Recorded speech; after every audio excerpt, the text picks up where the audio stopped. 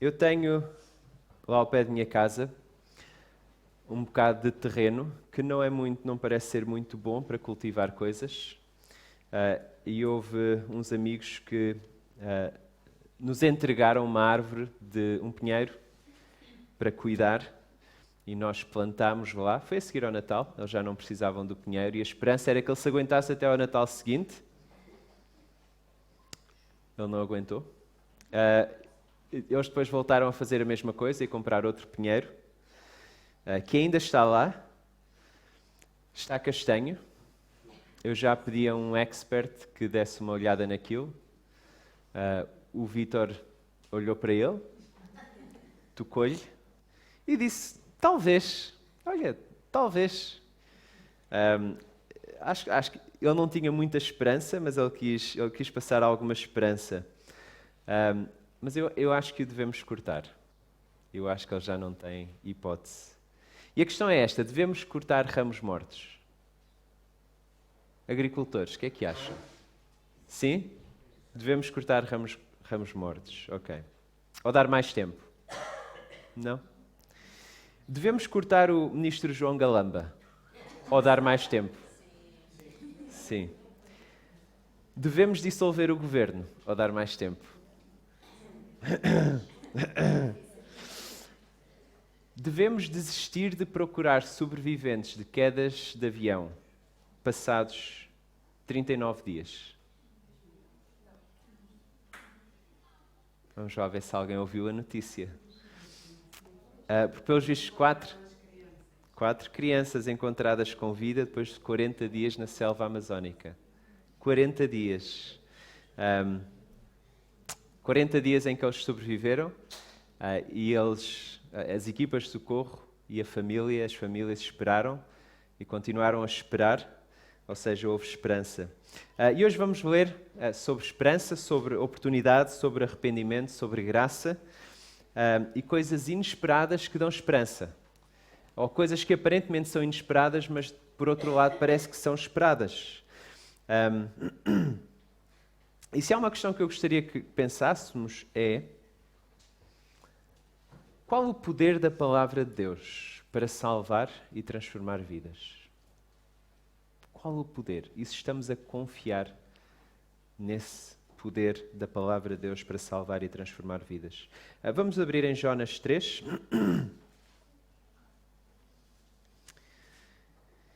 E vamos ler este capítulo. Então, Jonas 3 diz assim: Veio a palavra do Senhor segunda vez a Jonas, dizendo: Dispõe-te, vai à grande cidade de Nínive e proclama contra ela a mensagem que eu te digo. Levantou-se, pois, Jonas e foi a Nínive, segundo a palavra do Senhor. Ora, Nínive era cidade muito importante diante de Deus e de 3 dias para percorrê-la. Começou Jonas a percorrer a cidade, caminho de um dia, e pregava e dizia: Ainda 40 dias e Nínive será subvertida. Os ninivitas creram em Deus e proclamaram um jejum e vestiram-se de panos de saco, desde o maior até ao menor. Chegou esta notícia ao rei de Nínive, ele levantou-se do seu trono, tirou de si as vestes reais, cobriu-se de pano de saco e assentou-se sobre cinza. E fez proclamar e divulgar em Nínive, por mandado do rei e seus grandes: nem homens, nem animais, nem bois, nem ovelhas, provem coisa alguma, nem os levem ao pasto, nem bebam água. Mas sejam cobertos de pano de saco, tanto os homens como os animais, e clamarão fortemente a Deus, e se converterão cada um do seu mau caminho e da violência que há nas suas mãos. Quem sabe se voltará a Deus e se arrependerá e se apartará do furor da sua ira, de sorte que não pereçamos. Viu Deus o que fizeram, como se converteram do seu mau caminho. E Deus se arrependeu do mal que tinha dito que lhes faria e não o fez. Vamos orar. Senhor Deus, queremos agradecer-te pelo privilégio de estarmos aqui e por esta oportunidade que temos de ouvir a Tua palavra. Ajuda-nos a aproveitar essa oportunidade. Ajuda-nos a ouvir a Tua voz através da Tua palavra e a reconhecer o poder que há na Tua palavra, porque vem de Ti. E, Senhor, ajuda-nos a responder de forma apropriada. Oramos em nome de Jesus. Amém. Eu não sei se sentiram o mesmo, mas há várias coisas que são aqui inesperadas. Ou se já conheces bem a Bíblia e bem a história de Jonas, se calhar são coisas que já esperavas, mas há um misto de inesperado com esperado em todo este capítulo, aliás, em todo o livro de Jonas. E a primeira coisa que vamos ver é nestes versículos 1 a 4, a oportunidade inesperada de Jonas. É estranho ver que Deus envia Jonas novamente. Qualquer treinador faria uma substituição. Ainda mais hoje em dia que há mais substituições para fazer, faria Jonas. Levantava o número do Jonas, o Jonas saía e mandava outro profeta. Mas Deus não faz isso. E quase que parece que estamos no capítulo 1. É quase uma imitação do capítulo 1. Veio a palavra de Deus a Jonas. Mas não é uma repetição, diz novamente. Ou seja, há uma segunda oportunidade para Jonas. Ele está de volta à casa da partida e está a ter um novo início. Ele tem esta função de profeta, de mensageiro, e é a mesma função. Leva a palavra para o povo. Será que Jonas está diferente do capítulo 1? Não sei o que é que vocês acham. Depois, quem esteve aqui a semana passada e na semana anterior a estudar Jonas 1 e 2, será que ele está diferente? Ele desta vez, o que é que ele faz? Ele obedece. Da outra vez ele preparou-se e desceu e fugiu. E afastou-se, queria afastar-se de Deus. Mas ele agora obedece. Que tipo de profeta é que nós temos aqui? Um profeta resignado ou um profeta animado? Como é que estarias tu? Ou como estamos nós? Será que Jonas tem bem presente que ele foi salvo pela graça de Deus e ele agora está entusiasmado com esta segunda oportunidade? Será que, se és cristão, tens bem presente esta ideia de que foste salvo pela graça? Então há alegria e há confiança em Deus. Será que temos a confiança que não fomos salvos pelo nosso bom charme, pelo nosso bom comportamento? Ou simplesmente porque há pessoas piores do que nós? Então, se Deus tem de salvar alguém, Ele vai salvar alguém que não é muito mau, como eu. Não. A Bíblia diz que todos somos maus e precisamos de salvação. Bom, vemos agora um profeta obediente a Deus. E reparem os versículos 1 e 3. Foca muito na palavra. Veio a palavra do Senhor e Jonas foi segundo a palavra do Senhor e Jonas proclamou a palavra do Senhor, que é a função de qualquer profeta. E Jonas sabia bem disto. A função do profeta é dar a mensagem, independentemente se ela é boa, se ela é menos boa, independentemente da maneira como ela é recebida ou não. E a evidência no final é se ela se cumpre ou não. Lembramos que Jonas era um profeta no tempo do rei Jeroboão II e o Paulo focou nisto. Ou seja, Jonas estava bem em sua casa, na sua cidade. E uma das suas profecias era boa, ou seja, que o reino iria alargar-se um bocadinho com o rei Jeroboão II, por causa de uma promessa que Deus tinha feito a Jeú. Então parecia que tudo estava a correr bem com Jonas. Ele estava a profetizar ao seu povo coisas boas. E de repente Deus chama-o para profetizar algo menos bom ao povo inimigo. É depois de uma experiência quase de morte, quando Jonas foge de Deus, quando ele é quase morto, quase um afastamento total de Deus, quase nas palavras que ouvimos a semana passada, em que falámos sobre o inferno. E o que é que ele faz? Ele entrega-se à única esperança que o rebelde tem, que é Deus. Um Deus misericordioso e gracioso capaz de salvar. E ele ora a esse Deus e ele é salvo. E ele agora tem uma nova oportunidade. Ele vai a Nínive, que continua igual. Continua a ser a cidade dos inimigos. Continua a ser a cidade da violência. Ao mesmo tempo, que cidade é esta? É uma cidade importante para Deus. É uma cidade importante para Deus. É o que diz no versículo 3. Os israelitas, a ler Jonas, provavelmente estariam a pensar, bom, sim, é importante, mas é violenta. É a descrição que temos em Jonas 1. Mas, curiosamente, Israel não estava muito melhor. Eles eram um povo que estava a desobedecer e a afastar-se cada vez mais de Deus. Então Jonas vai e ele leva uma mensagem bastante desenvolvida, não é? É uma mensagem bastante comprida, longa, desenvolvida, mas curiosamente temos aqui apenas uma frase. 40 dias e Nínive será subvertida. É bem sucinta. Eu gosto deste tipo de mensagens. E se calhar vocês estariam a pensar, olha que fixe que seria se o pregador chegasse aqui e apenas numa frase dessa mensagem. Mas é curioso, já repararam, Jonas percorre a cidade parece ser enorme, 3 dias de caminho, e ele chega provavelmente à Baixa de Coimbra, à Baixa de Nínive, e ele dá a mensagem, algo bastante simples. Então o tamanho e a importância da cidade contrasta com a mensagem bastante pequena, bastante simples, e que vamos ver bastante profunda.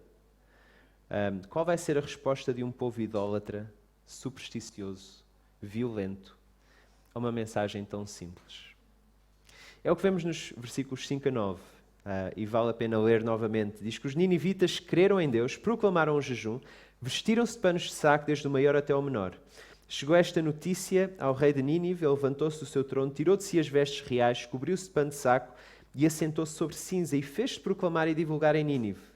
Por mandado do rei dos seus grandes, nem homens, nem animais, nem bois, nem ovelhas, provem coisa alguma, nem os levem ao pasto, nem bebam água, mas sejam cobertos de pano de saco, tanto os homens como os animais, e clamarão fortemente a Deus e se converterão cada um do seu mau caminho e da violência que há nas suas mãos. Quem sabe se voltará a Deus e se arrependerá e se apartará do furor da sua ira, de sorte que não pereçamos. A resposta é inesperada. É um arrependimento inesperado.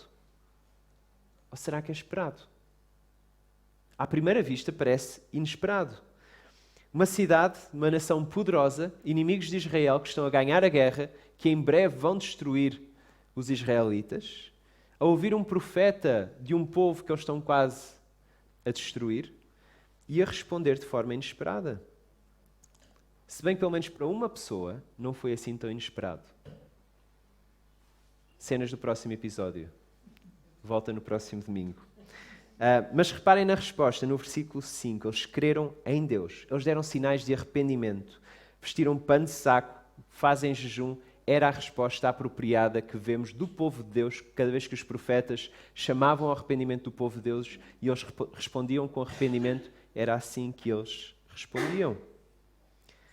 Todos, do maior ao mais pequeno, até animais. Um profundo arrependimento que envolveria uma mudança dos caminhos maus e violentos, versículo 7. Um clamor sincero a Deus e alguma esperança, no versículo 9.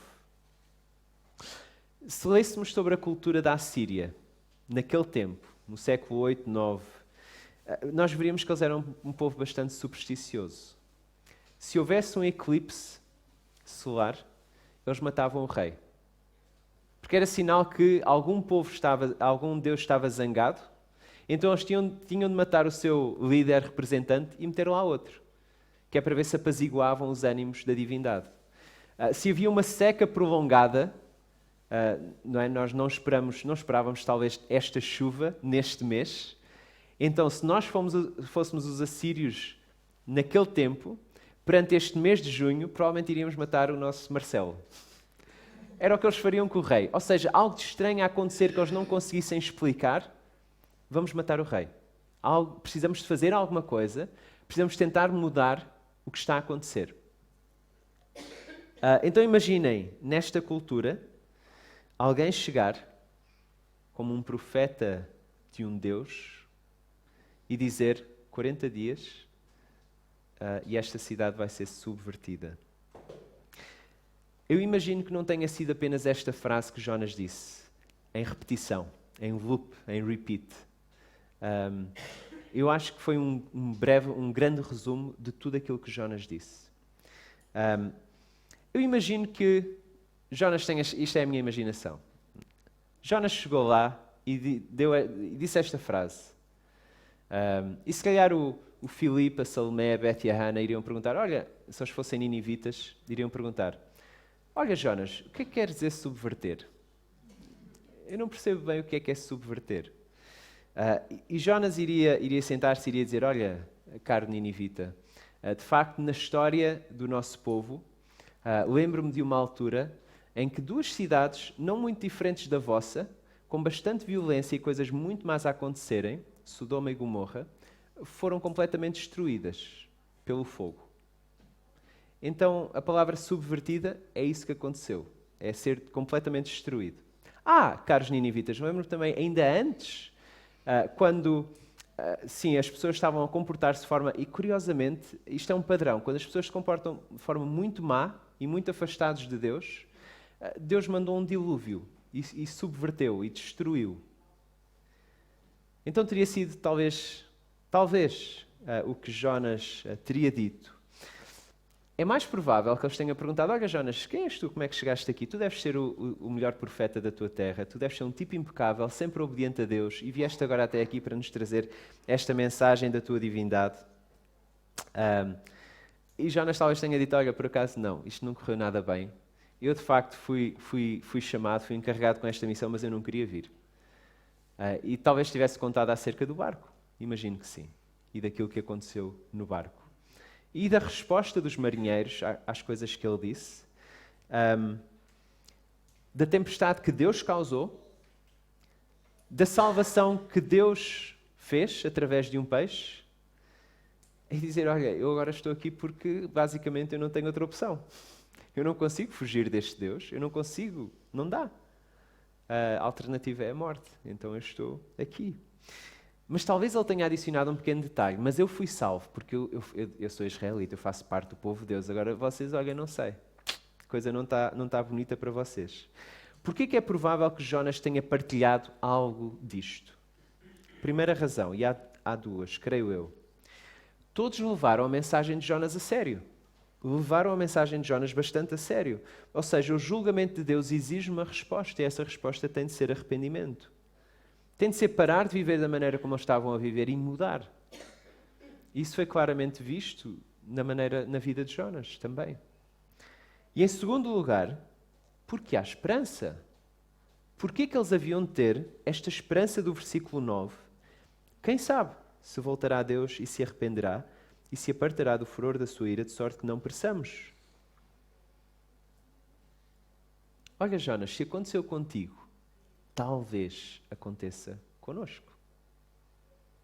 Se tu tiveste salvação, talvez nós também tenhamos salvação.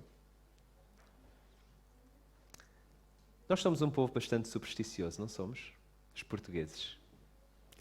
Lemos os signos, alguns de nós. Evitamos passar por baixo de escadas, partir espelhos, gatos pretos. Não festejamos aniversários antes do dia. Se bem que alguns portugueses já começaram a fazer isso. Não vou dizer quem. Temos uma Bíblia aberta em casa. Ninguém toca, mas ela está lá aberta. Não será isso superstição? A superstição é meio caminho para a idolatria. A superstição é uma substituição gradual da confiança em Deus e trocar por aquilo que nós fazemos ou deixamos de fazer. A superstição impede-nos de considerar Deus, de procurar ouvi-lo e de responder. O arrependo dos ninivitas ele foi usado por Jesus num encontro com fariseus e mestres da lei que exigiam um sinal. Em Mateus 12. E Jesus aponta para este, eles querem um sinal de Jesus. Dá-nos um sinal que a tua mensagem é verdadeira e aí sim nós vamos nos arrepender e mudar a nossa maneira de viver. E Jesus aponta para este momento, para Jonas. Este arrependimento dos ninivitas perante a mensagem que Jonas comunica. Jonas não dá um sinal, ele dá uma mensagem que se resume numa frase: 40 dias e a cidade será subvertida. É inesperado esta resposta dos ninivitas, a extensão do seu arrependimento. Por um lado, porquê que é inesperado? Porquê que não é esperado? Porque se de facto a palavra de Deus tem poder, porquê que não podemos esperar isto? Jonas ele não queria ir a Nínive porque seria desconfortável, mas também porque ele tinha uma pequena ideia do poder da palavra de Deus. Ele tinha uma pequena ideia que a palavra de Deus tem poder para transformar vidas. Será que nós estamos a confiar que a palavra continua a ter o poder para salvar pessoas e para transformar vidas? A resposta dos ninivitas deve encorajar-nos, no mínimo, a partilhar o Evangelho com qualquer pessoa, até com aquela pessoa de quem já desistimos. Qual vai ser a resposta de Deus? O Deus que já evidenciou a sua graça ao salvar Jonas da morte, ao dar-lhe uma segunda comissão e ao enviar a sua palavra a Nínive pela segunda vez. É o que vemos no versículo 10, a graça inesperada de Deus. Viu Deus o que fizeram, como se converteram do seu mau caminho, e Deus se arrependeu do mal que tinha dito lhes faria e não o fez. Nós temos visto o nosso presidente, o Marcelo, ele parece estar um bocado condicionado, não é? Ainda ontem, e foi assim que eu comecei, os ramos podres devem ser cortados. Ainda ontem ele fez essa referência, ou ele disse essa frase em referência, provavelmente, ao Sr. Galamba, a mandar a boca ao Sr. Costa a dizer, olha, precisamos cortar os ramos podres. Ficaríamos melhor sem ramos podres. Ele gostaria de despedir o Galamba, mas ele não consegue. Ele está condicionado. Deus não está condicionado pelos ninivitas. Ou seja, Deus não está condicionado pelo arrependimento dos ninivitas. Deus não é obrigado a fazer isto ou aquilo. Às vezes podíamos olhar para este versículo e pensar, os ninivitas, eles trabalharam o sistema. Eles obrigaram Deus agora a poupá-los porque eles se arrependeram. Não. Deus não era obrigado a salvar Jonas da barriga do peixe. Não era. Jonas estava a ter aquilo que merecia. Deus não era obrigado a não derramar a sua ira sobre os ninivitas, apenas porque eles se arrependeram. Não era. Mas Deus dá tempo. Deus dá uma mensagem e Deus deu 40 dias. E dá a oportunidade de mudança, de arrependimento. Há esperança porque há graça. E essa graça é vista aqui no tempo para responder, para arrepender, para voltar para Deus. E é interessante que isto não é apenas para o povo de Deus, que acontece várias vezes no Velho Testamento, mas agora vemos que isto está disponível para pessoas que não são o povo de Deus, que estão bem afastadas de Deus. Onde Jonas vê tempo perdido, Deus vê oportunidade de arrependimento. Mas nós não temos Jonas, nós temos alguém maior do que Jonas. Foi o que Jesus disse, eis aqui alguém maior do que Jonas. O próprio Filho de Deus que nos chama a abandonar vidas de superstição e idolatria. Vidas que rejeitam a existência de Deus e que, apesar de rejeitarem a existência de Deus, as nossas vidas, no fundo, procuram sempre algo divino, algo eterno. Queremos nos agarrar a algo. Os ninivitas, eles não duvidaram da mensagem de Jonas. Eles não se sentaram a pensar nos prós e nos contras. Vou ficar aqui enquanto a cidade é subvertida. Ora bem, prós e contras. Eles responderam em arrependimento. Eles não esperaram, eles responderam em arrependimento. Várias pessoas religiosas, ao ouvirem Jesus, ao verem aquilo que Jesus estava a fazer, pediram este tempo. Olha, vamos esperar e ver. Eu não vou confiar já, vamos esperar e ver. Dá-nos mais sinais. Eles queriam sentar e pensar melhor sobre a sua situação. E Jesus respondeu e comparou-os com os ninivitas, com o povo inimigo de Deus. E ele disse, vocês não vão ter mais nenhum sinal. O único sinal que depois irão ter vai ser alguém que ao terceiro dia vai ressuscitar. E se não acreditam agora, provavelmente também não vão acreditar quando isso acontecer.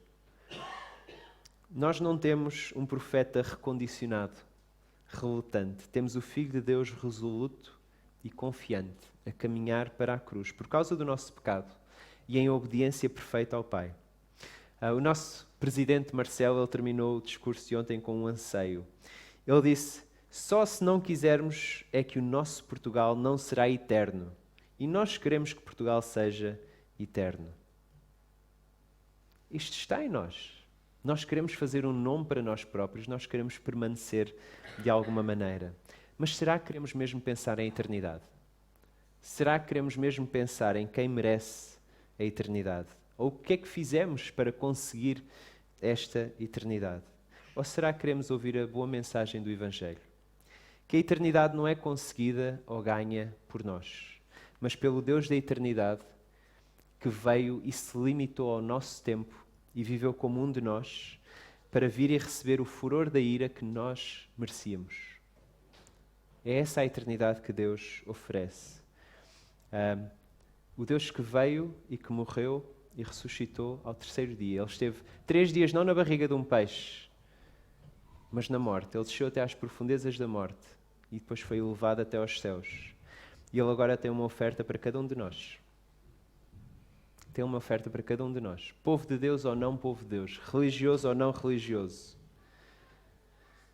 que é que nos torna bons e fiéis seguidores de Jesus? Não sei se já deste por ti a comparar-te com Jonas. Eu na situação de Jonas eu faria isto ou eu faria aquilo. Eu na barriga daquele grande peixe, não é? Se eu fosse o Filipe, eu estaria a pensar, eu na barriga daquele grande peixe eu faria algo, tipo o Pinóquio, fazer uma fogueira lá dentro, que é para ver se o grande peixe manda cá para fora. Mas o que é que nos torna bons e fiéis seguidores de Jesus? Não é uma vida sem problemas. Alguém para a vida de Jonas? Não era uma vida sem problemas. Não é uma grande... Se eu tiver uma grande capacidade, uma grande eloquência para falar acerca da fé, então aí sim eu vou ser um bom seguidor de Jesus. Reparem na curta frase de Jonas. É claro que não foi apenas esta frase.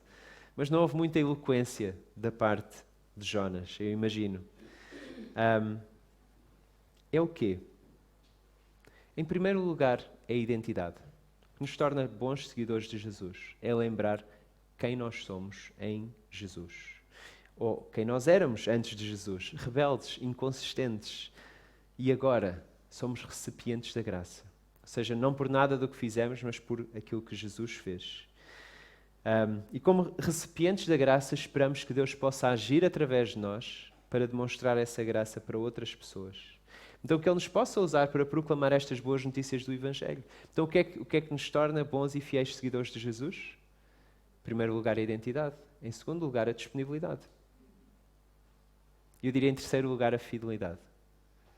E a vontade de crer que, ou seja, confiar que a palavra de Deus tem este poder porque me transformou e salvou a mim. Continuar a acreditar que ela tem este poder para salvar e transformar outras pessoas. E gradualmente ir à palavra e ver que ela tem poder para continuar a transformar as nossas vidas. Por isso confia na palavra do Senhor, para salvar e transformar, até daquele familiar de quem já desististe. Se não és cristão, gostaria de convidar-te a considerar o Deus da Bíblia. O Deus que reconhece e vê injustiças. Ele viu Nínive, ele viu aquilo que eles estavam a fazer, entre eles e com outros povos. E ele ia fazer justiça e ele fez justiça, eventualmente. E Deus continua a fazer justiça em injustiças. E Ele faz isto de duas maneiras, ou em dois locais. Ele faz isto com a pessoa individualmente, ou Ele faz isto num local. Ele faz isto na cruz. Ele derrama o furor da sua ira sobre o seu Filho, para que todos aqueles que se refugiam no Filho e recebem a ira dos seus pecados em Jesus são salvos, são poupados, recebem a vida eterna. Ou não nos refugiamos na cruz e recebemos nós, cada um de nós, individualmente, por aquilo que fazemos, a ira de um Deus justo e perfeito. Considera o Deus da Bíblia que espera, que é paciente com o seu profeta, que é paciente com Nínive. Ele dá uma segunda oportunidade a Jonas, ele envia-o a segunda vez com a sua palavra e ele dá 40 dias aos ninivitas para se arrependerem e responderem. É um Deus paciente, mas que não vai esperar para sempre. Vamos orar.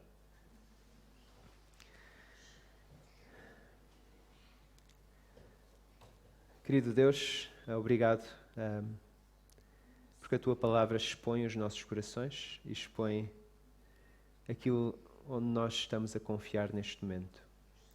Expõe todas as nossas pequenas superstições e idolatrias que muitas vezes acabam por dirigir as nossas vidas de forma errada. Senhor, ajuda-nos a procurar na Tua palavra. Ajuda-nos a confiar que a Tua palavra tem poder. Ela teve poder para salvar as nossas vidas. Ela continua a ter poder hoje para continuar a transformar as nossas vidas à semelhança de Jesus. Ajuda-nos a confiar nisso. A confiar que aqueles maus hábitos, aquelas superstições com as quais continuamos, a Tua palavra tem poder para quebrar.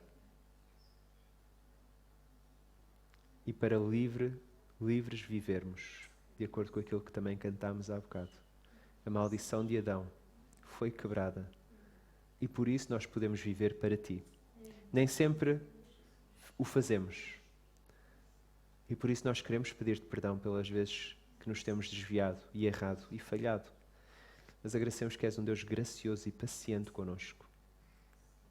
Agradecemos porque se estamos em Cristo, és eternamente paciente connosco.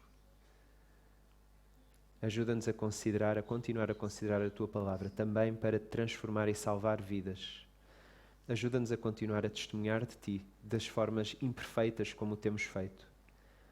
Ajuda-nos a não desistir de pessoas. Mas, Senhor, queremos agradecer-te porque Tu não desistes de nós. E por isso nós estamos muito gratos.